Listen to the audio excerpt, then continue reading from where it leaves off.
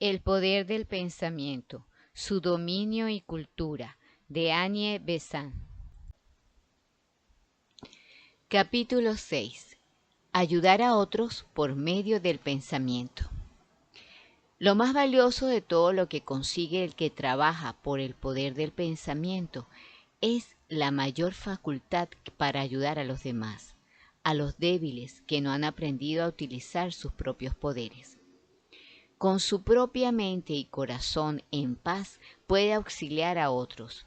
Una simple clase de pensamiento puede auxiliar en su esfera, pero el estudiante deseará hacer algo más que dar un mero mendrugo al hambriento.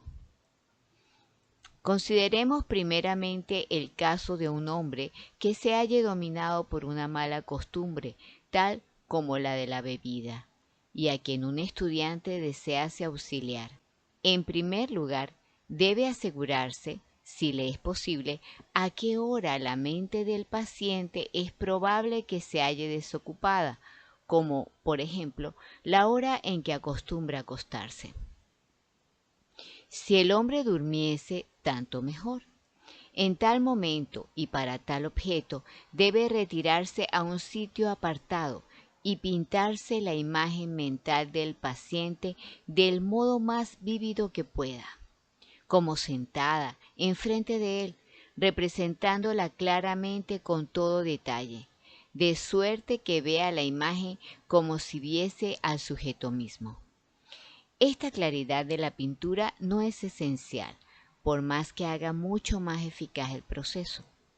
Luego, debe fijar la atención en esta imagen y dirigir a ella, concentrándose todo lo posible, uno a uno y con toda lentitud, los pensamientos que desee imprimir en la mente del paciente.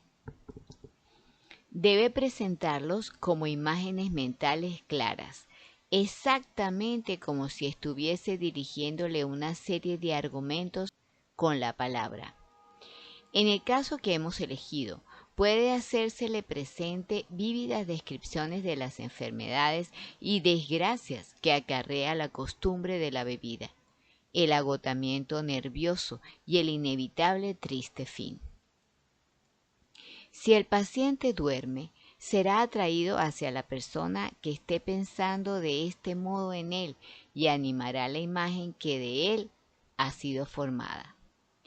El éxito depende de la concentración y firmeza del pensamiento dirigidos al paciente, y en su efecto será proporcional al desarrollo del poder del pensamiento. En semejante caso, debe tenerse cuidado de no tratar de dominar de ningún modo la voluntad del paciente. El esfuerzo debe ser completamente dirigido a presentar a su mente las ideas que, fluyendo sobre su inteligencia y sentimientos, puedan estimularle a formar un juicio correcto y hacer un esfuerzo para ponerlo en práctica. Si se intentase ponerle en una determinada línea de conducta y se consiguiese, muy poco se habría ganado entonces. La tendencia mental hacia los vicios no será cambiada por oponerle un obstáculo en satisfacerlos de cierta manera. Detenida en una dirección, buscará otra, y un nuevo vicio reemplazará el antiguo. Un hombre a quien se obliga a la fuerza a la templanza por el dominio de su voluntad, se halla tan curado de su vicio como si se hallase en una prisión. Aparte de esto, ningún hombre debe tratar de imponer su voluntad a otro, ni aun para hacerle el bien. El desarrollo no se ayuda con semejante coerción. La inteligencia debe ser convencida, los sentimientos despertados y purificados. De otro modo no se consigue nada de positivo. Si el estudiante desea prestar alguna otra clase de auxilio a su pensamiento, debe proceder del mismo modo, ideándose la imagen de su amigo. Un deseo fuerte para su bien que se le envíe como un agente general protector permanecerá a su lado por algún tiempo, como una forma de pensamiento proporcionado a la fuerza del mismo y de su voluntad. y les servirá de escudo contra el mal, actuando como una barrera contra los pensamientos hostiles y hasta defendiéndole de peligros físicos. Un pensamiento de paz y consuelo, enviado del mismo modo, consolará y tranquilizará la mente, rodeándola de una atmósfera de calma. La ayuda, que a menudo se presta a otro medio por medio de la oración, es en gran parte de la clase que se ha descrito, siendo debido el frecuente éxito de la oración a la mayor concentración e intensidad que pone el piadoso creyente en su oración. Una concentración e intensidad semejantes acarrearía resultados similares sin el uso de la oración. Hay otro modo de que la oración sea eficaz algunas veces: llamar la atención de alguna inteligencia sobrehumana o humana desarrollada hacia la persona por quien se ruega. Entonces puede venirle una ayuda directa, enviada por un poder que sobreempuje el del que ore. Quizás sea conveniente presentar aquí la observación de que el teósofo no bien instruido no debe alarmarse ni abstenerse de prestar el auxilio de pensamiento de que sea capaz, por temor de intervenir en el karma. Deje el karma cuidarse de sí mismo y no tema intervenir en él, ni más ni menos que si se tratase de la ley de la gravitación. Si puede ayudar a su amigo, que lo haga sin temor, confiando en que sí puede hacerlo. Es porque tal ayuda estaba en el karma de su amigo, y él mismo no es más que el dichoso agente de la ley. Auxilios a los llamados muertos. Todo lo que podamos hacer por los vivos, por medio del pensamiento, podemos verificarlo aún más fácilmente respecto de los que han pasado antes que nosotros por las puertas de la muerte. Pues respecto de ellos no existe ninguna materia física grosera que poner en vibración antes de que el pensamiento pueda llegar a la conciencia despierta. Después de la muerte, la tendencia del hombre es volver su atención internamente y vivir en su mente más bien que en un mundo externo. Las corrientes de pensamiento que acostumbran lanzarse a lo exterior, buscando el mundo externo por medio de los órganos de los sentidos, se encuentran entonces rodeados de un vacío causado por la desaparición de sus instrumentos. Es como un hombre que, acostumbrado a lanzarse a través de un puente tendido sobre un abismo, se encontrase súbitamente detenido ante el vacío por haber desaparecido el puente. La reconstrucción del cuerpo astral, que sigue inmediatamente a la pérdida del cuerpo físico, tiende a encerrar dentro las energías mentales para impedir su expresión externa. La materia astral, si no es perturbada por actos de los que quedan en la Tierra, forman una coraza aisladora en lugar de un instrumento plástico, y mientras más pura y elevada haya sido la vida que ha terminado, tanto más completa es la barrera entre las impresiones de afuera y las sugestiones de adentro. Pero la persona que así es refrenada en la expansión externa de sus energías es mucho más receptiva de las influencias del mundo mental y por tanto puede ser auxiliada, consolada y aconsejada de un modo mucho más eficaz que cuando estaba en la tierra. En el mundo a que han pasado los que se han libertado del cuerpo físico, un pensamiento amante es tan palpable a los sentidos como aquí pueden serlo las palabras amantes o los tiernos cuidados. Así pues, todos los que marchan deben ser seguidos por pensamientos de paz y de amor, por deseos de que pasen pronto a través de los valles de la muerte hacia las más brillantes regiones superiores. Muchos son los que permanecen en el estado intermedio más tiempo del que otro modo estarían, porque tienen el mal karma de no poseer amigos que sepan cómo ayudarles desde el lado de acá de la muerte.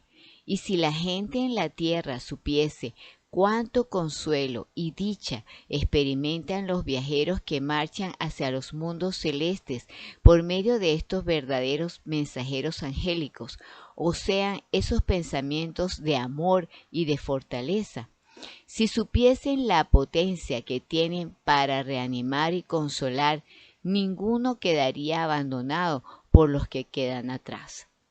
Los queridos muertos tienen, seguramente, derecho a nuestro amor y cuidado, y aún, aparte de esto, cuán grande es el consuelo para el corazón que carece de la presencia que iluminaba su vida, de poder seguir sirviendo al ser amado y rodeado en su marcha de los ángeles guardianes del pensamiento.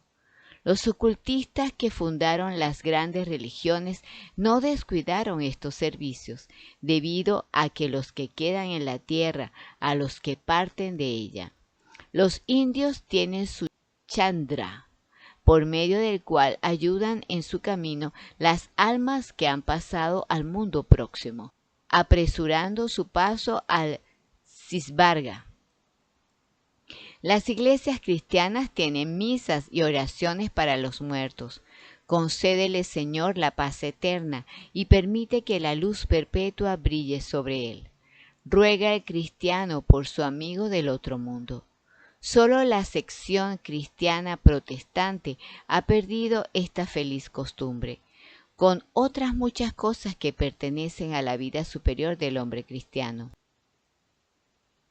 Que el conocimiento les devuelva pronto esta útil y auxiliadora práctica que la ignorancia les ha robado. Trabajo del pensamiento fuera del cuerpo. No debemos limitar nuestra actividad del pensamiento a las horas que empleamos dentro del cuerpo físico, pues pueden trabajarse mucho más eficazmente con el pensamiento cuando nuestros cuerpos reposan tranquilamente dormidos. El proceso de dormirse es simplemente la retirada de la conciencia del cuerpo físico, revestida de sus cuerpos sutiles. Aquel queda sumido en el sueño, mientras que el hombre mismo pasa al mundo astral. Libre de su cuerpo físico, es mucho más poderoso en lo que se refiere a los efectos que puede producir con su pensamiento, pero en la mayor parte de los casos no lo lanza fuera, sino que lo emplea dentro de sí mismo en asuntos que le interesan en su vida de vigilia. Las energías de su pensamiento corren por sus acostumbrados moldes y trabajan en los problemas de cuya resolución se ocupa su conciencia en la vigilia. Dice el proverbio que la noche es buena consejera. El consejo, cuando hay que tomar una decisión importante, de consultarlo con la almohada. Son vagas intuiciones de este hecho de las actividades mentales durante el sueño. Sin ningún propósito deliberado de utilizar la inteligencia libertada, el hombre reúne y recoge el fruto de su labor. Sin embargo, los que procuran impulsar su evolución, en lugar de dejarla vagar, deben aprovecharse conscientemente de los mayores poderes que pueden ejercitar cuando están libres del peso del cuerpo físico. El modo de hacer esto es muy sencillo. Todo problema que requiera solución debe tenerse tranquilamente en la mente cuando se va a dormir. No debe ser debatido ni arguido, porque impediría la venida del sueño, sino, por decirlo así, manifestado con claridad y dejado. Esto es suficiente para dar a la dirección conveniente al pensamiento. El pensador lo acogerá y se ocupará de él una vez libre del cuerpo físico. Por regla general, la solución se tendrá al despertar, esto es, el pensador la habrá impreso en el cerebro, y es un buen plan tener papel y lápiz al lado de la cama para anotar la solución en el momento de despertar. Pues un pensamiento así obtenido se borra con mucha facilidad por la agitación estimulante del mundo físico y no se recobra fácilmente. Muchas dificultades de la vida pueden verse claramente de este modo, y un camino lleno de obstáculos allanarse. Y también muchos problemas mentales pueden encontrar su solución cuando se someten a la inteligencia libertada del cerebro denso. Del mismo modo puede el estudiante ayudar a cualquier ser de este mundo o del otro durante las horas del sueño. Debe pintarse mentalmente a la persona y determinar encontrarla y ayudarla. La imagen mental atraerá junto a él a la persona y se comunicarán en el mundo astral. Pero en todos los casos en que cualquier emoción se despierte por el pensamiento del amigo, como puede suceder cuando se trata de alguno que ha fallecido, el estudiante debe tratar de calmarla antes de dormirse, pues la emoción causa un remolino en el cuerpo astral, y si este cuerpo está en un estado de fuerte agitación, aísla la conciencia y hace imposible que las vibraciones mentales pasen afuera. En algunos casos de tales comunicaciones en el mundo astral puede quedar un sueño en la memoria despierta, al paso que en otros no aparece rastro alguno. El sueño en los anales, a menudo confusos y mezclados con vibraciones extrañas de la entrevista fuera del cuerpo, y debe considerarse así. Pero si no aparece rastro alguno en el cerebro, no importa, toda vez que las actividades de la inteligencia libertada no son coartadas por la ignorancia del cerebro que no las comparte. La utilidad de un hombre en el plano astral no está gobernada por los recuerdos impresos en el cerebro a la vuelta de la conciencia, y este recuerdo puede estar por completo ausente, al paso que el trabajo más beneficioso puede ocupar las horas del sueño del cuerpo. Otra forma de trabajo del pensamiento que se recuerda muy poco y puede hacerse ya sea fuera o dentro del cuerpo físico es auxiliar las buenas causas, los movimientos públicos beneficiosos a la humanidad. El pensar en esto de un modo definido es lanzar corrientes de auxilio en de los planos internos del ser, y esto lo podemos considerar especialmente con relación al poder del pensamiento combinado. El poder del pensamiento combinado. La mayor fuerza que puede obtenerse por la unión de varias personas para ayudar en un asunto común a todos es reconocida no solo por los ocultistas, sino por todos los que saben algo de la ciencia más profunda de la mente. Hay la costumbre, por lo menos en algunas partes profundas de la cristiandad, de que al envío de alguna misión evangélica a determinado distrito, le preceda un pensamiento constante y definido. Una partida pequeña, por ejemplo, de católicos romanos, se reúne durante algunas semanas o meses antes del envío de una misión y prepara el terreno donde ha de trabajar, imaginándose el sitio, pensando estar allí presente y luego meditando intensamente en algún dogma definido de la Iglesia. De este modo se crea una atmósfera de pensamiento en aquel distrito muy favorable a la propaganda de las enseñanzas católico-romanas, y los cerebros respectivos son preparados para recibir instrucciones. El trabajo del pensamiento será ayudado por la mayor intensidad que se le comunica por medio de la oración fervorosa, que es otra forma de trabajo de pensamiento que proviene del fervor religioso. Las órdenes contemplativas de la Iglesia Católica Romana realizan mucho trabajo bueno y útil por medio del pensamiento, como hacen también los reclusos en las religiones indias y budistas. Donde quiera que una inteligencia pura y buena trabaja para ayudar al mundo, difundiendo pensamientos nobles y elevados, allí se lleva a efecto un servicio definido para el hombre, y el pensador solitario se convierte en uno de los que elevan al mundo.